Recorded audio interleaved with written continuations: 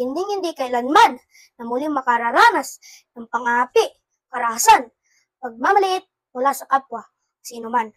Ngayon ang simula ng katarungan para sa lahat, kapayapaan ng isip, puso at diwa, trabaho sa bawat isa at pagkain at mainom sa bawat hapag.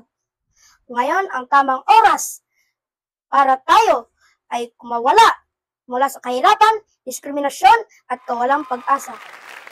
Ito ang mga salitang binitiwan ni Nelson Mandela noong Mayo 10, 1974 sa kanyang inauguration speech bilang kauna-unahang Black African President ng Republika ng South Africa. Siya ay itinuring na bayani ng mga mamamayan ng South Africa at huwarang halimbawa ng leader na lumaban para sa kalayaan at katarungan para sa lahat. Sino nga ba si Nelson Mandela? Siya si Rolihlahla Mandela na ipinanganak noong Hulyo 18, 1918 sa Mvezo sa South Africa. Ang kanyang ina ay si Nosekeni Fanny at ang kanyang ama ay si Henry Mandela. Sa murang edad ay natutunan niyang maging responsible sa mga taong umaasa sa kanya. Ito ay nakita niya at natutunan sa ama na siyang leader ng kanilang tribo na tinawag na Tembu ng mga panahong iyon.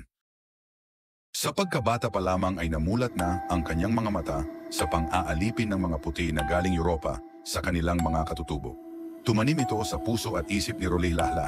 Dahil dito, nagsumikap siya na makapasok sa formal na pag-aaral sa paaralan.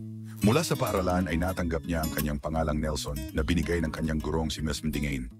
Sa mga panahong iyon ay matagal nang natanggal ang sistema ng pang-aalipin sa South Africa. Ngunit ang mga katutubo na South Africans at iba pang lahi tulad ng mga Chino ay nakakaranas pa rin ng diskriminasyon at pangmamaliit dahil sa kanilang kulay ng balat. Ang karanasang ito ay tinatawag sa South Africa na apartheid. Nasasaad sa batas na ito na bawal silang makihalubilo sa mga puti. Hindi sila maaaring magkaroon ng tirahan sa nais nilang lugar. Gayon din ay hindi sila maaaring makasabay man lang ng mga puti sa pagkain sa mga kainan. Hindi rin sila maaaring mag-aral sa mga paaralang para lamang sa mga puti. Wala din silang karapatang mamili ng trabahong nais nila. Hindi ito ang klase ng buhay na nais ni Nelson Mandela para sa kanyang mga kapwa mamamayan ng South Africa. Nais niya na magkaroon ng pagkakapantay-pantay sa lahat ng bagay. Naniniwala siya sa transformatibong edukasyon. Dahil dito, pinagsumikapan niyang mag-aral ng English language, psychology, philosophy, politics at mathematics. Para sa kanya, Ang edukasyon ang pinakamalakas, pinakamatibay na sandata na maaari nating gamitin upang mabago ang ating pamumuhay at ng mundo. nagsimulang magkaroon ng interes si Nelson Mandela sa mga kaganapang pampulitikal ng bansa noong ito ay nakihok sa isang malawakang protesta laban sa di makatarungang pagtaas ng pasahe sa bus noong taong 1943. Tumagal ito ng 9 na araw at dito niya nakita ang iba't ibang damdamin ng mga kapwa niya, mamamayang nagsusumigaw ng pagkakapantay-pantay. Bumiyahe siya sa maraming lugar upang makapagbigay kaalaman at magbigay inspirasyon sa mga mamamayan ng South Africa na nakararanas ng pang-aapi at di makatarungang diskriminasyon. Naging sunod-sunod ang mga hakbang na ginawa ni Nelson Mandela upang makatulong sa kanyang mga kababayan na maipagtanggol ang kanilang sarili laban sa mga nagmamalabis at mga nang-aapi at laban sa sistemang apartheid.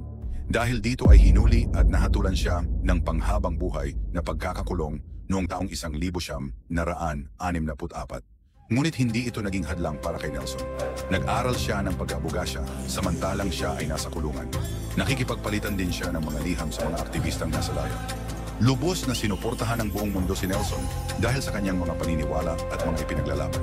Kahit na kumilos ang marami para sa agaran niyang paglaya, tumagal pa rin siya ng halos 27 taon sa bilangguan hanggang sa makamit niya ang kanyang kalayaan noong Pebrero 11, 1970. Noong 1974 ay nanalo si Nelson Mandela sa kauna-unahang Democratic Presidential Election na nilahukan ng lahat ng mamamayan, magkakaiba man ang kanilang kulay, paniniwala at pinagmulan.